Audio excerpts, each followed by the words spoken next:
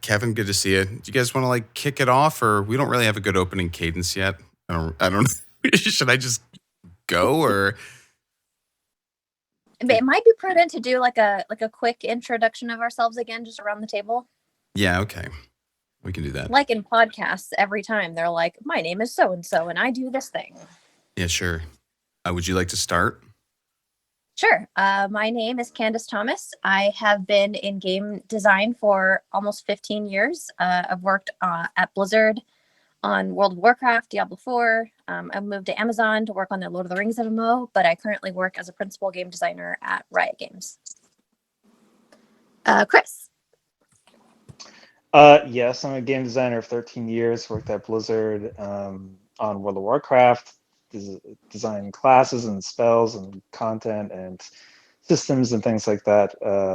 Right now I'm in between things, but excited for the next big thing, yeah. Okay. My name is Kevin. I'm just under 20-year game developer, and I'm a Twitch streamer now, but I worked on World of Warcraft from very early on. Had the pleasure of working with Chris as well on classes. And from there I went to Cryptozoic Entertainment, or Hex Entertainment, worked on a digital TCG called Hex Shards of Fate, and also worked at Obsidian for a time on a game called Tyranny.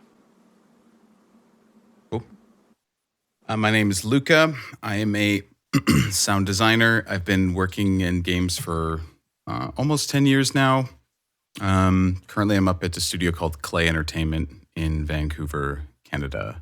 But before that, I worked at Blizzard for a short while and a couple other studios in the Seattle area for that.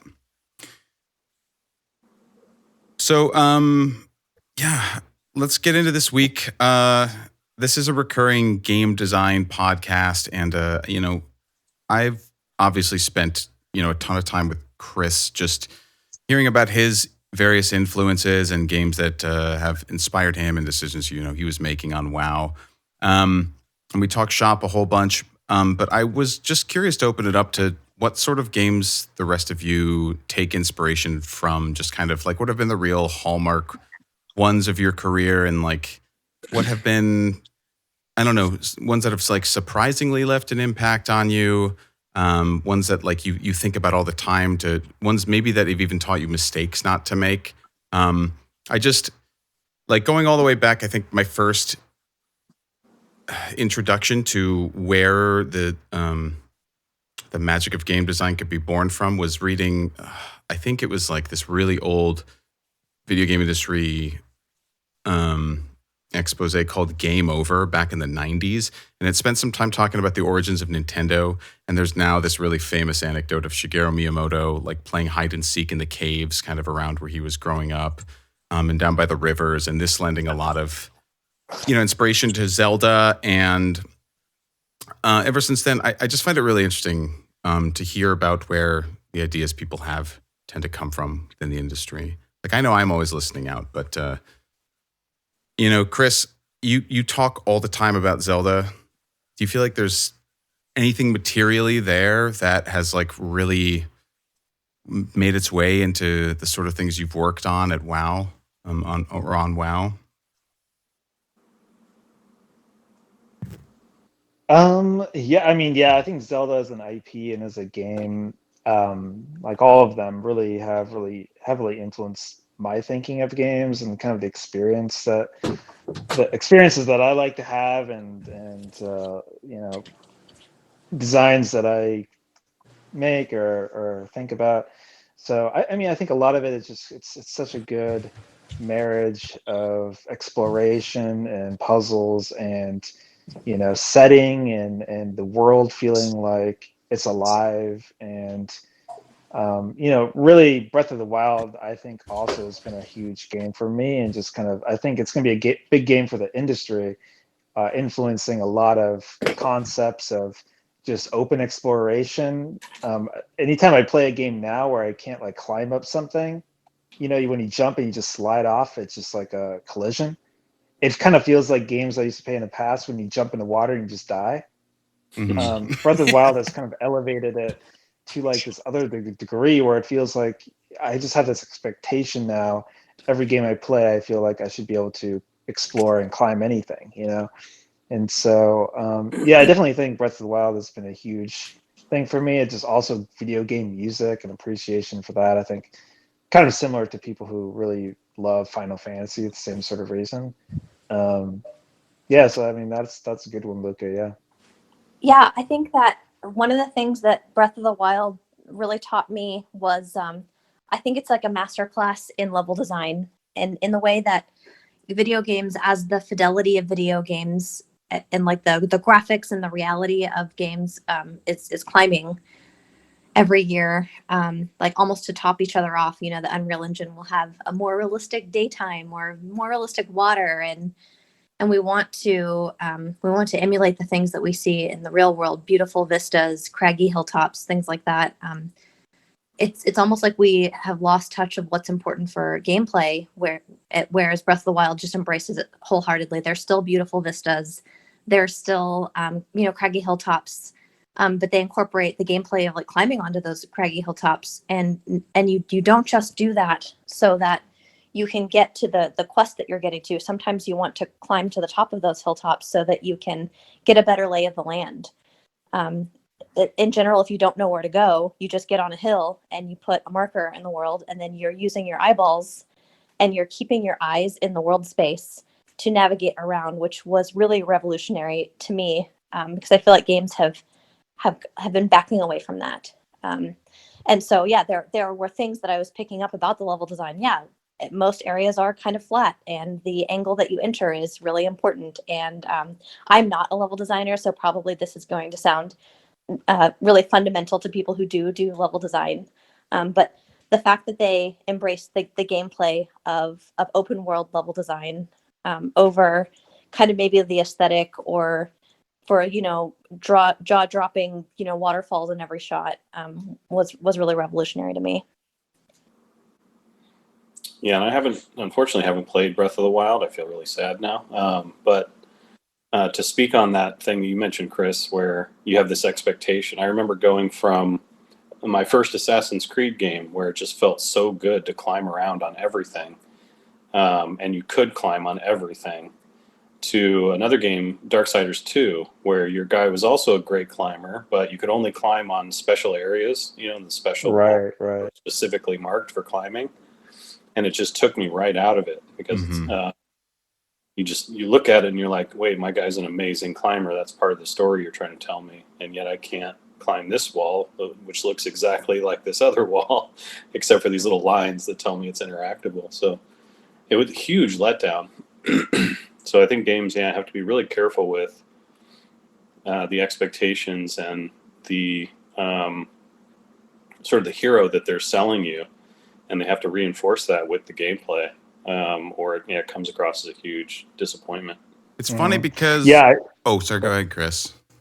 Oh, no, I was just going to say, it was funny because this morning I watched some YouTube video that was about, how to fix the problems of Breath of the Wild. And it would have been cool if Kevin played it, because I'm curious, because I'm always thinking about, they have this like one problem in the game, which is just that the weapons break, the weapon durability system is something fans complain about. But it's like a contentious thing that a lot of people debate about. And I've still kind of thought about this problem a lot. Like, how would you fix this problem? The video kind of gave like the YouTuber gave kind of this suggestion I haven't thought about before, which is basically when the weapon breaks, the player gets like a shard from it. And so the shard can then be used to trade for other weapons or something like that. So it's kind of like, it kind of softens the breaking, perhaps. I don't know if I love that solution either, because there's problems with that too. But I thinking about that problem of the weapon durability system is something I'm always thinking about. I'm really curious what they'll do in the next version. Do you want to explain to Kevin? I mean, since he's not played it, when I typically think of weapon durability, I think of a number on some gauge going down, and then I have the option to repair it at some point. Right. And I've probably only played a handful of hours in Breath of the Wild, but I don't feel like you repair things. They just snap. Am I crazy? They just break. Yeah. So here, every time you get a fresh weapon, you're kind of like, well, my time with this is going to be limited. That really did put me off. So I see why it's Yeah. so contentious. I'm like, I don't want to lose a thing that I just got, so I'll never use it. It's like saving 99 mega elixirs for the last fight in a JRPG, and then like not needing them at all. Yes. Well, exactly. So, I mean, the thinking that Nintendo had, or the devs had for Breath of the Wild, really was. I mean, it's a lot of good points, which is just that in games where you have a variety of weapons that you loot around the world, each of the players compelled to save them for like some rainy time where they'll need that weapon and they don't want to use it, so they just want to use like the basic things, and then they get to the end of the game and they never used any of the cool weapons, and it's kind of a crappy experience, right? And so the game, Nintendo, I think, wanted to tell the player, well, just use it because it's going to break anyways, and it's just kind of like throwing them into it. And I understand that, but the problem really is the player experience when they're mid battle, the weapon breaks, and now they have to press start, go into the menu, look for a new weapon, equip it, Right. come back to the game. Like that experience is really breaks you out of like the immersion of the game, right? And sometimes when you have a lower tier weapon, it breaks faster on higher level mobs, and so the player may not know that, and their weapon is constantly breaking every 2 hits, right? And yeah, it's kind of, I understand what they're trying to do, and I agree it's a problem. And basically, their goals were they wanted to have a variety of different weapons in the game, dropped around the world that have different gameplay and could be fun to play. And they didn't want the player to kind of, stockpile them. And yeah, they didn't want the player just to choose one weapon, right? Because if you think about Dark Souls, the player usually gets like one weapon they like, or a Monster Hunter, and they main that, right? And so they wanted to get that experience out of there. And so I get it. It's just, yeah, there's some issues there, right?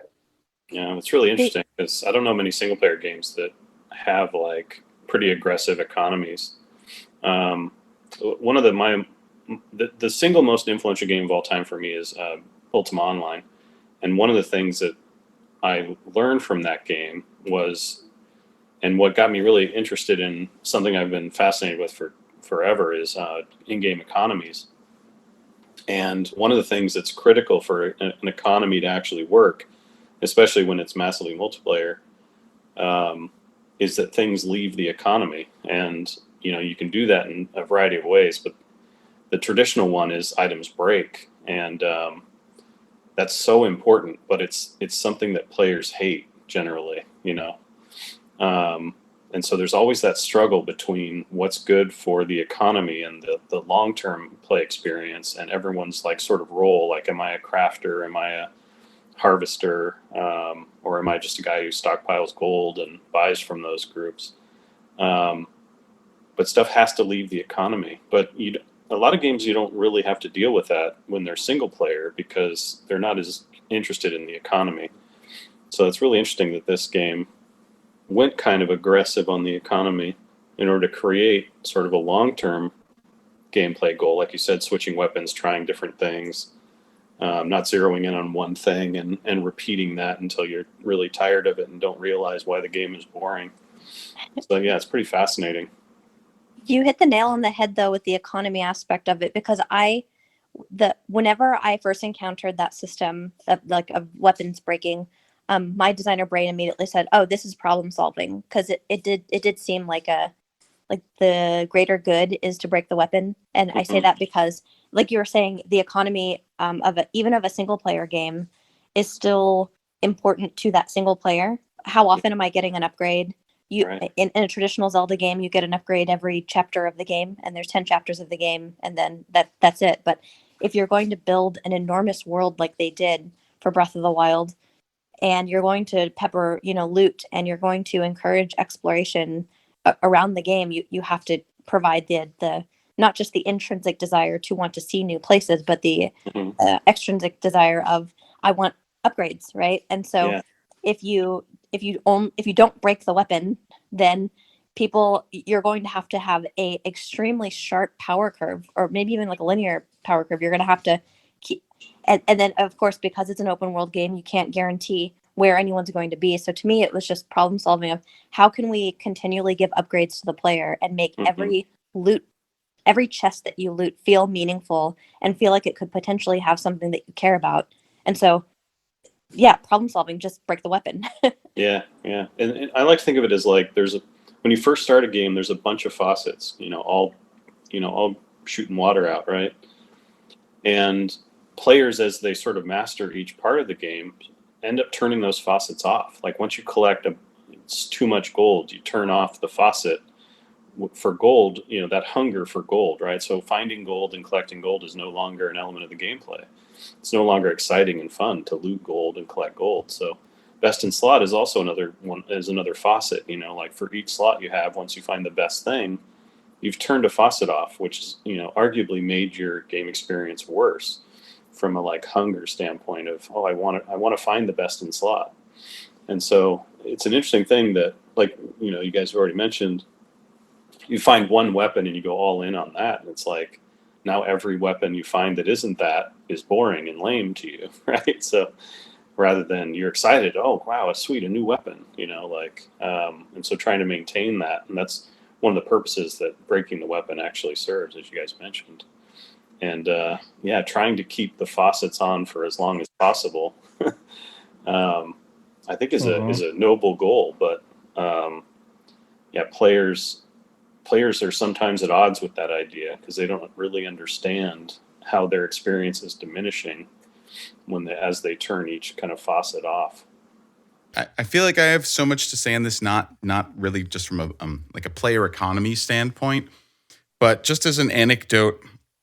I started playing WoW in 2005, and we're in a room called Theorycraft. This game, soon enough, I kind of divined that the way to play it was to min max, was to do tons and tons of homework and make these choices and optimize the way you played the game. And that was really the first time I've remembered being so obsessed with optimizing the way that I was playing a game. I don't know if I had done it beforehand or game design was, like leveraging it so actively before then, but WoW was really my I can't not think about min-maxing a game anymore after this moment. So now, and so I don't know how much of the design of single player games and perk systems and traits and things like that has really kind of come out of the MMO genre and progression systems back into single player stuff. But it really poisons a lot of my single player experiences now. And I feel like that weapon breaking and forcing you to cycle around and to, in some situations, kind of have to be suboptimal is like a really bitter pill to swallow when you're just so conditioned to wanting to find like the right, perfect answer to every problem. Right. And I think it does make for a much richer experience.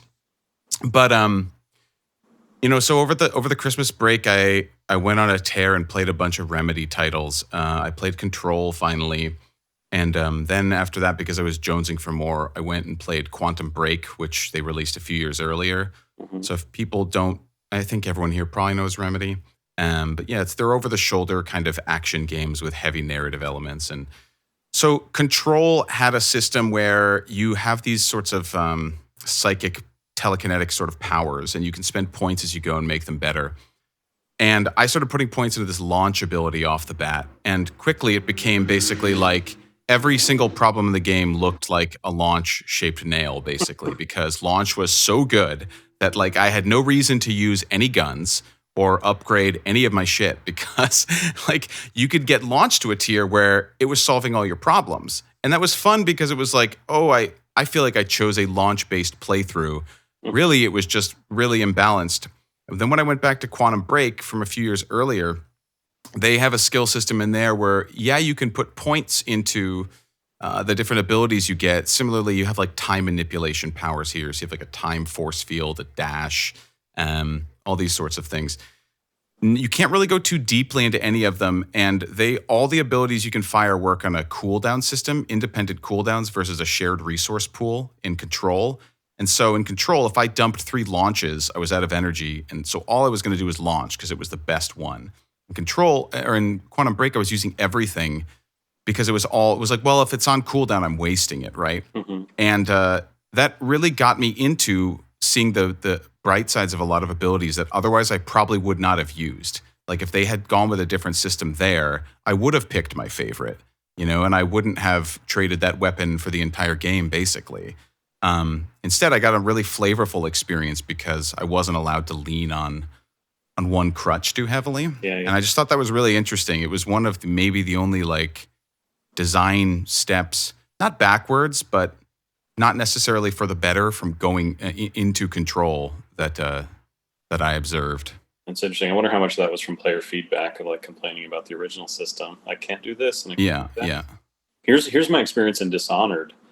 You guys remember the Dishonored games? Very good games. You start out and you're running around, you're sneaking around, you kill a guy from behind, you have to hide his body, you have to figure out how to climb up on ledges to get to places you shouldn't be so that you can traverse the world. And then they give you a power to automatically destroy the body when you kill a guy from behind and teleport to the ledges, any ledge you can see, right? And it was like, this is actually making the game worse. Like, I feel more powerful, but I've lost so much of the fun of like, am I going to have time and where do I hide this body? And, like now it's just, it's weird to think like, and those are like natural steps for, progression to take is like, oh, it makes the things you want to be good at better. But at the same time, it's like, yeah, like you were saying, it's like, it's narrowing the game and making it less fun and less challenging at the same time by giving me too much power. Because it's not like the world scaled where it's like, well, you can teleport to the low ledge, but you still have to figure out how to get to the high ledge, right?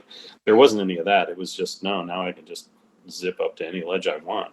Game broken, And so I feel like a lot of games struggle with that principle of like how much power to give the player before they're actually reducing or diminishing the experience.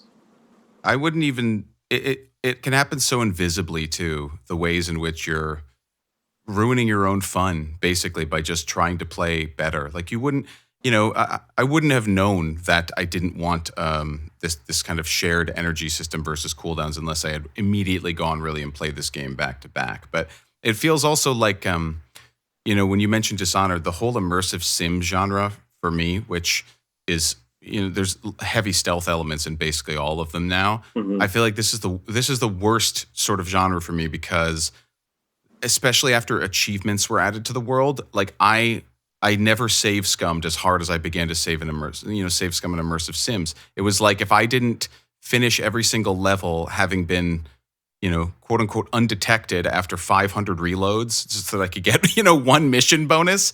I could not play it. I would not allow myself to be seen. And then it's like really nice to go into a game where you don't even have these little markings on the wall saying, hey, if you stealth the whole way through, we'll give you a little reward, because then you can start to allow yourself to get seen and just play it out. And the playing it out is 100% the fun of the game. Right. But when you put this weird thing for me to chase there, I won't do it because I want that title, That's one of my early complaints in the Metal Gear Solid series is like, when you're really good at the game is super boring because you never totally. And the game doesn't react to you in any way. It's like you were never there, so did I have any fun? Like you sort of did because you stealth and you feel good about being the ghost. But right, yeah, the world's not reacting to you in fun ways and then challenging you on the spot, and you have to adapt and figure out how am I going to deal with these new problems, right? Like sometimes they force it where you can't ghost through, but anytime they allow for a ghost option, it's like, really, really try players to have a really boring time. It's just a weird message, Yeah. It reminds me of two things. One is like it's kind of that Diablo mindset, and this isn't an attack on Diablo. Of course, I made one of the Diablo games, so I'm a huge fan. But players will play in ways that are not fun in order to maximize their fun. And what I mean by that is in a game like Diablo, which is an action RPG, if you've never played it before, for the audience, and it's all gear progression. So you get more powerful items so that you can get more powerful items so that you can get more powerful items. And it's basically, you can just slide that difficulty slider all the way to the most difficult by the time you have progressed. And what feels good about that game is for, deciding how quickly you're sliding that slider. And it's a very satisfying gameplay loop. But some people found, like, people will find very unfun ways to do that, to make that slider jump faster.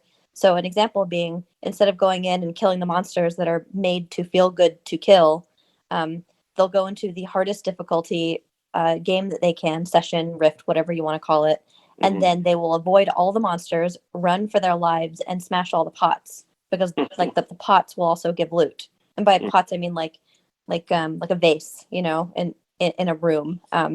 And now suddenly the irony is that you're not using any of your player power. The pots have 1 hit point. But you're doing this so that you think that you can slide that slider bar faster. And then if that becomes the optimal way to play the game, you will see then that's what the tutorials on the internet say to do. And so people will actively have no fun. They're like, well, this game is no fun. It's like, well, it's also just the way that you're playing it. And before I let this go, I do that to myself all the time. And I wonder how much of it is because I'm a gamer or like a game developer. And a funnier example is I decided, because I wanted to understand back in the day when the Kinect was super hot. The Kinect is that thing that you can control the game with your arms back in the day. I don't know. Mass Effect 3 had just launched with Kinect capability. And I'm like, what does that even mean in a shooter? Am I gonna point my fingers like a gun and like pretend that I'm firing to fire my weapon? And I promised myself before I even launched the game or knew what the Kinect controls were for the game, that if there was an ability to use the Kinect controller, I would only use that for its purpose. And the downside of that is that it wasn't great for some of the situations. For example, and not due to any fault of the game or the Kinect. Please don't sue me. It was mostly my own fault. Like, I'd be sitting on the couch, and a thing that you can do with a Kinect is you can use voice control with Mass Effect 3. So you can be shooting at monsters with your hands and using your fingers to do that, but you can say incendiary armor, which is an ability, and then suddenly that will trigger your incendiary armor, which is dope, right? Because now I can shoot and move and dope. trigger my abilities. And I love that. And what I mean by it being my fault is that sometimes my dog would bark at the door and it would think that I said like invulnerability, and it would blow my 10-minute cooldown because it heard my dog barking. Or like the same thing happens, like the dog moves in front of the camera or something. And so there are things that, or like it didn't recognize what I said because I'm in the heat of battle and I say like piercing, no, this armor or something like that, right? It can't know what I just said because I just said nonsense. Okay, now the real question, Candace. Since your dog sounds like you, how many times have you sent your dog in place to some meetings over Zoom? I have put my Fitbit on my dog, and for anyone who ever has used a Fitbit, you know why I did that. Yeah. But what was really cool about it, though, before I finally like released the floor to you guys, the other thing was, because a lot of it was voice controlled, another amazing feature that I never knew that I needed that has completely changed the way that, sorry, I can never go back if it's an option now, is if you played Mass Effect, actually maybe it was 2, I'm sorry, it was Mass Effect 2, I don't remember, sorry. You know that like the dialogue options in a conversation are basically paraphrasing whatever Commander Shepard's going to say, right? So it'll be like, you know, you'll be in a standoff with a Krogan or something like that, and the dialogue will say like, drop your weapon, and that's what you select. But really what she'll say is like, stand aside, everybody, put thine weapons down. And that's not how Commander Shepard speaks, but you know, so it'll paraphrase what it says so that you understand what the choice that you're making narratively. But again, because it had Kinect capability, you can read those aloud to select them. And so I got to feel like I was voicing Commander Shepard, even though I was only voicing the abbreviated version of what she was saying. It does feel really powerful or sound really powerful. It made that's me fucking feel like cool. a badass. Like that's just fucking cool. Yeah, that's not even a gimmick. I'm with you. I would do that. And whenever I had to make really, really tough calls, like whenever, I'll never forget when I lost Rex, I'm like, I'm going to tear up thinking about it, but I didn't have enough diplomacy to save his life. I had not farmed enough to do it. And he was my favorite character in the entire game. And I had to make the command with my voice, and my voice was shaking. And I had my God. And I had to end his life. And I had to put the controller down and just breathe because I was so immersed in what I was doing. And I'm still to this day, like, I'm cracking up right now because I'm so upset about it. It's awesome. Yeah. Oh my God. Yeah, it's funny. Well, Candace, what? I don't think you said what your influential game is. Oh, I mean, that sounds like one of them.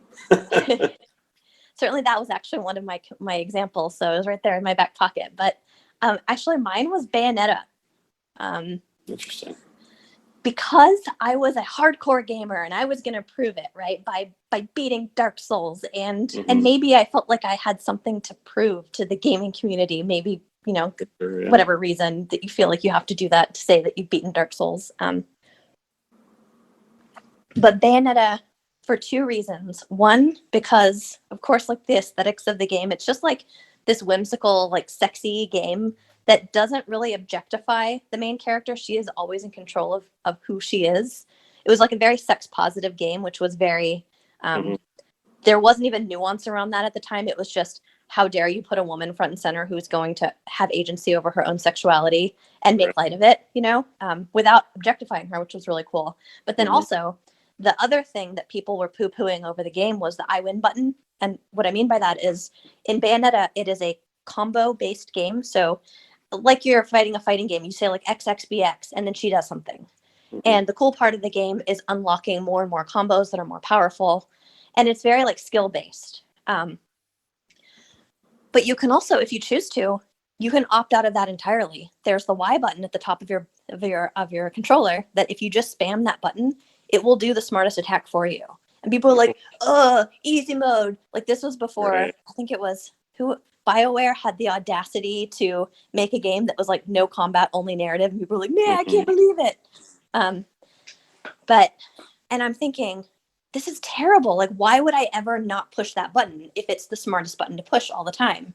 And of course, like, there was more nuance to it than that, which was like the witching hour mechanic, which is basically if you perfect dodge, so you dodge at just the right moment, then time slows down. And then by time slowing down, like the monsters are hitting more slowly and you can like get behind them. You can do a bunch of pot shots. It basically lets you do a lot of extra damage. And so that Y button that you can just spam outside of witching hour is really powerful, because then once you enter witching hour, maybe you do want to be more efficient and you want to control your own actions, and the environment is safer to do so because you're not trying to dodge monsters anymore. They're like slowed. But the real lesson that I took away from that is actually that accessibility, the accessibility of that game, even though it was kind of like a weird sex game, if you think about it, she like goes naked for a little while whenever she uses her abilities. You know, people that only had one arm could play that game and they could feel good about it. People who were not traditionally good at action or fighting games could have a lot of success with that game. And it really opened my eyes to, you know, maybe you don't need cutting edge, you know, white knuckled gripping combat every second of the game. You can let players decide when they want to check in and start doing something, and then kind of like check out and just like enjoy the ride, you know?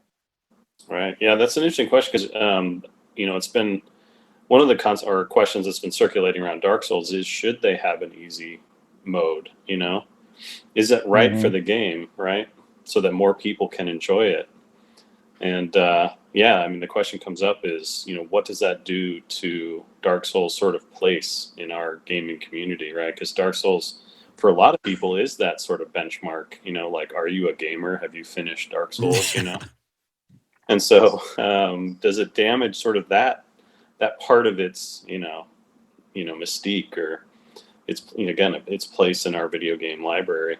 Yeah, it's a tough question to answer, because usually, you know, especially the Blizzard Entertainment, you know, school of thought is, hell yeah, make it more accessible, right? And to go back to that Diablo thing of people like farming pots on the hardest difficulty, you know, sometimes players are doing that because the base game isn't challenging enough. So they're trying to race to a point where the game's going to start challenging them so that they can have fun. So the opposite of, you know, that whole should Dark Souls have an easy mode is, a lot of players jump into games and can't find enough challenge to satisfy them until much, much later in the game. And then it starts to feel like, you know, that series that your friend tells you about, where it's like, yeah, you got to watch this series. It gets really good by season 3. And you're like, well, I don't want to sit through 2 seasons of garbage so I can get to an eventual good point. And so, yeah, it's a tough problem to solve. I mean, the problem with that pot situation in Diablo is that Blizzard's production values are such that smashing those pots was just such a satisfying experience that like you weren't even really mad about it because breaking them open sounded so good and looked so cool that they kind of accidentally invented like the cookie clicker genre within that farming simulation. And I remember, pour one out for the nerfed pots. I remember that on the initial launch, but I would gleefully do that. And maybe it just like says something about my style of game. Like if you just give me enough dopamine, really good lighting effects, like I'll just sit there and click, man. Sometimes you want that. Cool. I always think of the quote from Bruce Lee: "Boards don't hit back." Pots don't hit back. It's true. Yeah, exactly. It's like, where's the fun? Yeah, that's such a tough question too, because of course, especially if you're going to be the bar for, if that's your identity of your game, which is we want to be really hard, and it's okay that, if it's not for you, then it's not for you. Like that's perfect. Bayonetta actually did, if I may harken back to how amazing of a game Bayonetta is, they also had like the third climax, which is the hardest difficulty of the game, does a lot of things. Of course, it's called that. Yeah. It's the amount of frames that you can get, the window of frames that in an attack that you can enter witching hour is super narrow, which means that your perfect dodge has to be the most perfecter dodge. It makes the game much harder, but also on the hardest difficulty, you're not going to have success if you're mashing the Y button over and over again. So they did kind of control for that. I mean, maybe there's times when you're fighting just 1v1 on a monster, sure, but if you're aggressively, fighting on third climax, the Y button isn't going to get you very far. Mm-hmm. Yeah, I remember Arkham Asylum, the Batman game, also had like some baggage with that. Like I remember seeing all these YouTube videos making fun of the combat system because you could just mash A, and Batman will just like go to a near guy enemy and like attack him and jump around him, right? And so kind of the depth of the combat system in some ways is an illusion. Like if you just sort of just mash buttons, you'll still sort of win. Other than some like kind of at the end game, there's like certain missions where you can do finesse things with the tools and stuff to really get a higher score. And so there is like a ceiling there, but I think it's a challenge that the devs have to think about of like how hardcore is the combat system going to be, because if it is like Dark Souls-esque, you're going to just basically reduce your kind of market size a lot, right? And the weird thing about the Y thing, or just mashing buttons, is the second they change that up on you where it doesn't work anymore, they've set you up for failure, right? Because you've never learned throughout the game how to progress your skills, right? Which most game designers know that mastery of a game and growing into it is one of the most satisfying parts of playing video games, right? Is I'm getting better and I feel that sense of mastery. So they've deprived you of two things. One, they've deprived you of the ending because you can't get through the end because you haven't practiced your skills. And they've also deprived you potentially of that sense of mastery, but yeah, it does allow people that otherwise wouldn't be able to play games, which is definitely of value. And like you were saying, Candice, with the BioWare game that just did the story mode, that kind of branched into, well, what if we just do games that are pure story? Then the whole Telltale thing started, right? And what's funny about the Telltale experience is like you kind of resent the moments where they want you to press X really fast to like get through the scene, right? Like it actually interrupts the fun of the game, which is making really fun narrative choices.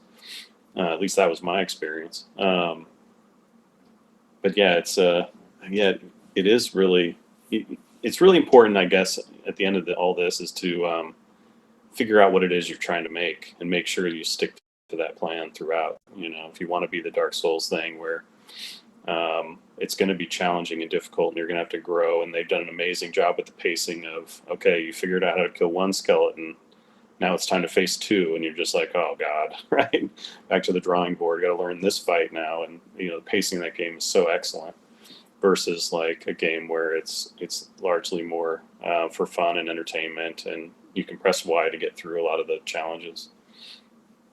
I Totally, wonder. Oh, I was just saying, I feel like there's got to be someone out there could write like a master's thesis on how much of the rise of the achievement system and social media and people being online all the time and how performative things are and like self-exposure, personal brands goes along with this sort of need to tie performance and worth and all of these things to difficulty in games and gatekeeping things from other people. Like, I just feel like it's that conversation has gotten tighter and tighter over the years. And I don't want to say, oh, back in my day, people just played games because they were fun. But at the same time, like, I do feel like, I personally feel like I walked a path of not really thinking too much about my performance in games, and then I hit the kind of WoW era and then into my like rhythm game heyday where I would get really, really obsessive about feeling like, hey, my brand is I'm technically skilled at this game, and nerfing games down would be an affront to me, because then how else am I going to let people know that like I'm really good at stuff? And now you come through to the other side. Probably for a lot of people, it's as they get older or have children or start to realize that, their time on earth is limited. They just start feeling like, look, I'm just going to turn the difficulty down. Like, no one's watching me, bash my head against this story boss that's had its HP multiplied by a factor of 10. No one's going to care. Like, it's tree falls in the woods. Like, I can just turn the difficulty. I did this in Dragon Age 2. I was playing it on nightmare mode because, as you said, I was seeking that challenge off the bat. I wanted to feel mechanically engaged. It wasn't for bragging rights, but it was just like, I'm going to fall asleep if I don't do this. But then there were a couple of points where it was like just brutally overtuned. And I had to stop for a second because I'm like, if I turn the difficulty down, I might lose out on an achievement that says I played through a nightmare the entire way through.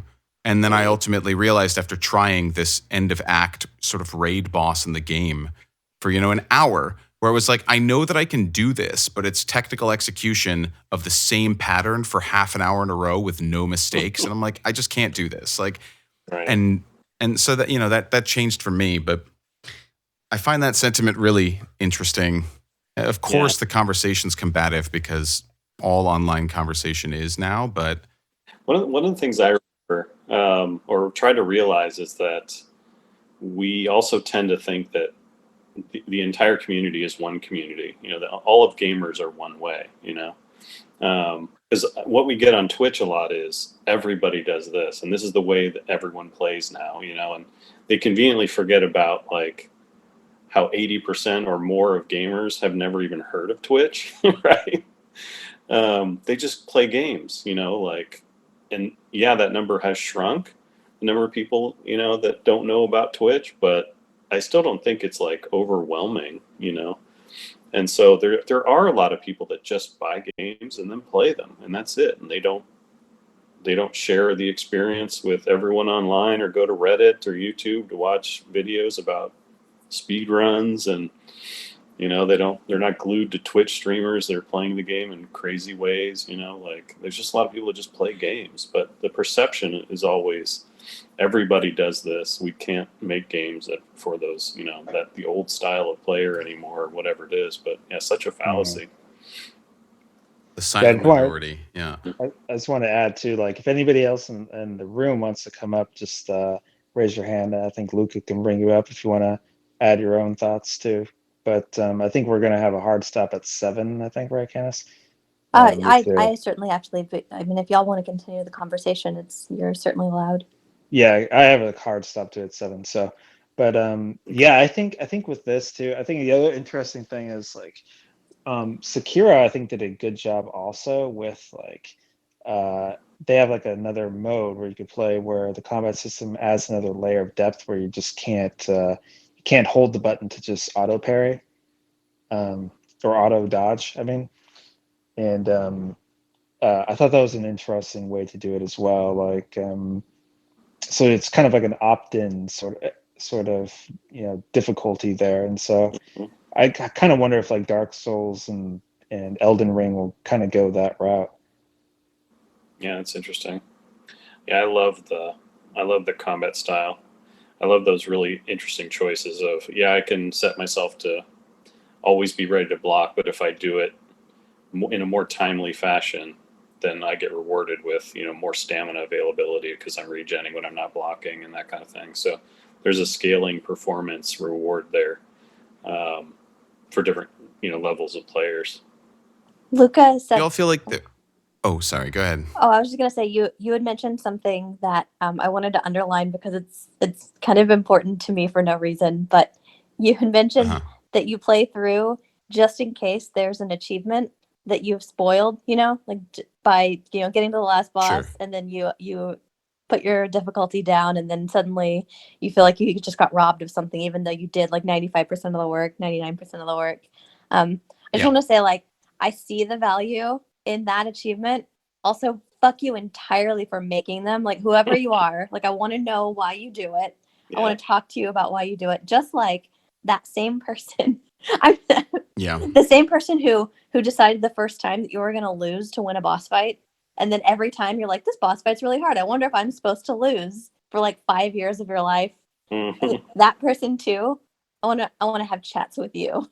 Yeah. So That's funny because those two people are special people in the history of video games. I feel like I've argued my whole career about how important good achievement design is, and how I think underappreciative people are when they're designing achievements of the impact it has on players and mentality. True. 100%. And achievements were kind of forced on us, because there was a time I think when Steam required a set of achievements for games to be on Steam. So a lot of games that wouldn't even do achievements were like, okay, well, here's 10 achievements, so we can get on your storefront, And so many of them were like really, really bad gameplay achievements, like do this thing a million times, right? But there's just so many people that are completionists. I'm one of them, it's just like, well, I got to get that achievement, but I drive myself into the ground. I grind my brain into dust, to collect this thing. And it's a horrible experience. So like designing achievements really well is both really challenging and super important. And I think our games are still like just throwing achievements at us as filler. And they're creating so many really terrible play patterns in a lot of players' minds. It's really dangerous stuff. I imagine the achievement design gets done pretty late in the process. Yeah, that's like a good thing too. Generally. Yeah, I remember my most painful achievement was dodging the lightning 200 times in a row in Final Fantasy. For Yuna. Or, sorry, for Lulu's thing. Oof. Oh my God. But that said, I've never felt better than when I got that. I was like, I put in the dedication. Like, graduating from high school, graduating from college, nothing on that. You felt great. My friend jumped up and danced when he got that. We were all playing together in a basement in high school. And he was grinding the 200 lightning bolt dodges out. Right. He was losing his mind. It's a classic example of negative reinforcement. You feel super good when you plug in your, belt because that annoying buzzing stops, right? It's like, woo, we did it. No more buzzing. Thank God I can drive now in peace. But yeah, terrible achievement. Even though you feel good at the end, I really question the why you feel so good.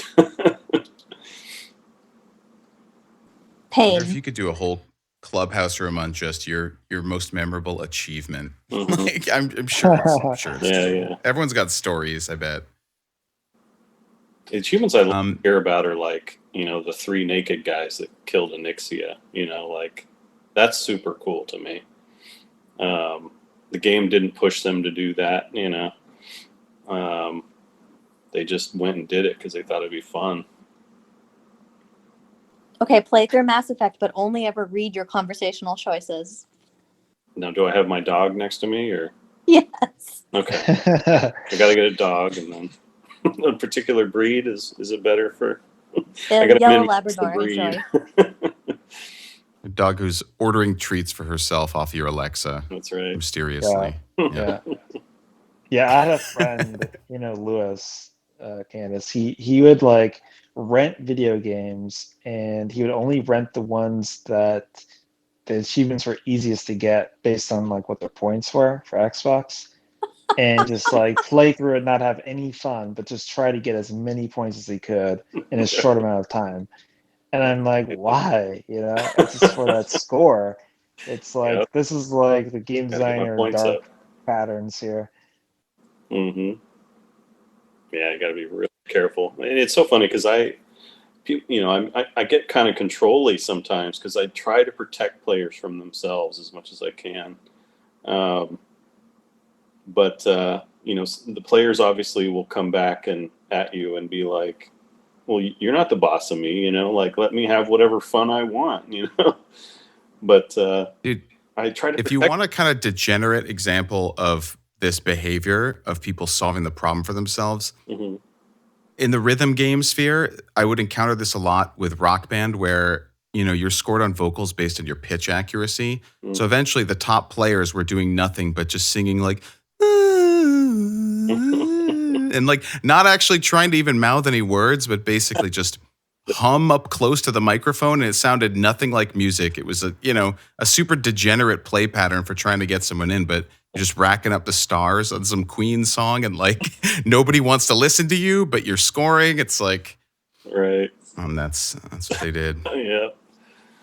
Yeah. So I sounds kind of like love it needs that so redesign. much. I mean, it probably did wake enough people up to the idea of playing music that it was still a big net win, but I was kind of surprised to see, because that community was notoriously score obsessed, talking about, Oh. achievement racking up. I mean, Score Hero and the Guitar Hero era was really big for, I think, foregrounding insane game difficulty up there, because YouTube was just coming out at the same time too. So, Mm-hmm. yep, a lot of Hummers. Nice. That sounds like a different game. Yeah. On that note. Not sure if Call of Duty or Second Life. Anyway, Right. one of my favorite examples of that is the people who made the rule that they would not pick their faction in World of Warcraft, which was, for those who have not played, there's a race called Pandaren, which could choose their faction after a quest line. So they would hear the compelling story to join the Horde, and then they would also hear the compelling story to join the Alliance. And it was this moment that you felt like you had control over, which is really cool. But also because players had control over it, there was a way you couldn't bypass the decision. Like, you just couldn't progress in the game anymore. You get to the point, it's like, join the Alliance, join the Horde, or don't get any more quests, and don't leave this island. And so they solved the problem, like, yes, we know how to leave the island, we're gonna do that. And B, yeah, we can't get any more quests in the game, but you still get experience for like looting herbs or something. Like, I don't even think you could get experience killing monsters anymore. I think it was just picking herbs and mining that you could do to get XP. And then so it became this super, like, it was a prestige moment to get to max level, even though, like, prestigious, like, all you did was fucking mine and herb. But because you were like neutral to everyone, because you hadn't selected a faction, you're like the Pandaren god of the game. And I don't even remember, did Blizzard did they ever fix that? Oh yeah, or did they just sort of say, like, memorialized. if you want to be an edgelord, this is who you are? And how much of that comes from like the terror of making the wrong choice, You mean the reason I'm not playing Shadowlands right now? Because that is exactly what drove me to, like, kind of, it just felt like, even though I knew that the choices, for example, of picking Covenants was not impactful enough to like make a huge impact on my raw numbers output, like, I was so racked with the flip-floppy choice of sticking with one aesthetic to another, and I was thinking about it this is more of a me thing than a Shadowlands thing, 100%, but like, I just, day after day logging in, knowing already the renown I would have to make up and how consequential it would be to flip back. Like, I was sort of just like, I had this subroutine running for my first 2 weeks of playing the game, and eventually it just became exhausting. And I think it was a thing that led me to be like, I'm okay not hopping on, and then not hopping on for a few days means not hopping on at all. Right. And I only mention this not to like throw shade on Shadowlands, or plenty of places for people to do that. I would more because I was surprised that even such a simple choice paralysis that had been, the edges had been sanded off so hard was still enough to make me pause. Yeah. Like, I didn't really expect it, but there it was. Yep. Oh, those can be there. Thing you have to work on, but yeah, the solution is rarely remove all choice from games, right? so that Yes, the yeah. small population among us, that can't handle choice, right, are satisfied. Really, you guys don't just abort anytime there's analysis paralysis situation? You don't just quit the thing entirely? Control Alt Delete, go back to bed. Yeah.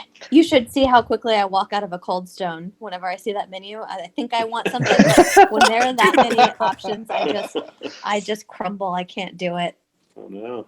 Sometimes you just want the omakase, though. You just want them to hold your hand and tell you what's great. And go in with a blindfold. I think eventually, dealer's choice.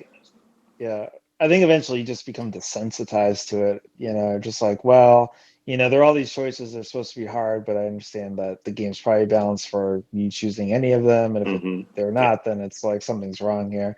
So, I think really the player kind of always kind of thinks the choice is a lot more harder than it really is. Yeah. And it's something I've but grown that's something, past. of course, to be mindful for. Like 20 years ago, I was exactly that kind of gamer. Saved every pop potion for the last fight that I would never end up using, and never making a choice until the last second. But I've gotten past those hurdles by just getting my toes wet, jumping in and realizing, what, the water's fine. Right? Yeah. That's learned trauma. Like you'd had the one time when you didn't save all the broomsticks to get to the broomstick dungeon or whatever, and you're like, well, now I can't progress. Right. And I wonder if like the next generation of gamers doesn't have that kind of trauma where they feel more emboldened to make, their own decisions, as opposed to like, how can I intuit what the game designers want me to do at the max level, And yeah. They also, they feel more in touch with the devs, so they feel like their voices can push the design, so they're much louder, right? Because it's true. Proved effective, like death threats on Twitter and stuff. Yeah, if I +1 these complaints enough, then they'll shift gears, and I'll be happy, even though all they've really done is potentially diminish the experience. Like, I wonder what the patient zero game is for anyone who has ever tried to beat a boss and it was really, really hard, and they said to themselves, I wonder if I'm supposed to lose. And I wonder where that falls off. Like, what game do we all have in common that did that to us? Yeah. Yeah, I mean, there's Dark many Souls of them. Dark Souls 1, I think, has that boss that you auto lose to the first time, right? Yes, it does. The dragon or whatever. Yeah. You don't, and you though. just get screwed out of your souls, and if you shoot his tail a bunch, you can actually get a really good sword. There's a boss in the first Dragon Age. It's that way too. No, it's not some that fight that you're. But yeah, there's one where you climb up a giant ring tower, circular tower set of stairs, and you get to the top and you die because he's like across a platform, like you can't even get to melee him. And so it's all about seethe, I think someone in my chat is saying, but so it's about min-maxing your loss prevention, right? Like how little you're losing. Spend all your souls before you do this fight, and make sure you have one of those items equipped that preserves things, and all that. Because there's no way to actually beat that fight the first time. But pretty interesting. I think we really handedly wrapped all the way around from talking about weapons breaking in Zelda to sort of like making it the design of making a player feel like it's okay to fail, and the learned trauma and addressing all these sorts of things. It's like a real persistent and tricky lesson in that space. I wonder if there are some games too that have been especially good at taking a player and kind of growing them from one type into another. Right. Like comfortably all along the way, as opposed to just sort of like forking the path at the beginning and saying, story lovers go here, tryhards go here, Yeah, interesting. And then games that fold dying or failure into the actual experience. What's the game that did that? The old school RPG, CRPG. Rogue? No. No. When you die, it like takes you back to a different story area where you proceed from there, and it explains how you're actually immortal and whatnot. And like, it doesn't just flavorize death; it actually makes dying part of the experience. Oh, Hades? No, it wasn't Hades. Hades does a great job though of that too. Like, it's really old school. Like, oh, okay, yeah. Tides of Numenera was the remake or the sequel to it, but I'm drawing a blank on the name. Planescape Torment. Yeah, my chat's got it. Planescape. Wait, what was it called? Planescape Torment. Planescape Torment. Okay, I have to look that up. Man, that's like one of the greatest games I've never played. Right. Like Right. everybody who's played that game is just pivotal, right? Yeah, you're a bit It's hallowed, but at this point, I don't think I'm going to get back there. right.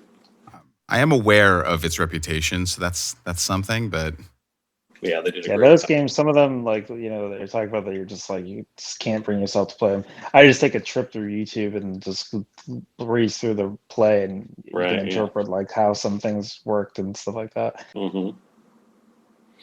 yeah, I'm still holding out on watching all Metal Gear 4 cutscenes. One day it'll happen. I don't want to spoil myself, you know? The title of this chat could have been like, "What are your most influential games?" and also, "Who hurt you?" That's right. Yeah. Who were you mad at? Okay, we have to have Candace do the titles. Actually, Candace is really good at titles and names and things like that. All right. It's been Well, canonized. Y'all got to go? well, I just want to be mindful of the time and everything. But Yeah. yeah, this was Blast, good. guys. This was fun. Always a fun time talking to some of my favorite people here. So Yeah. Yeah, as always, Same. Thanks for having me. I can't wait for the next one. Yeah. all We'll right, see cool. you. See you next time. Take care of yourselves. Goodbye. Bye. Later, gamers.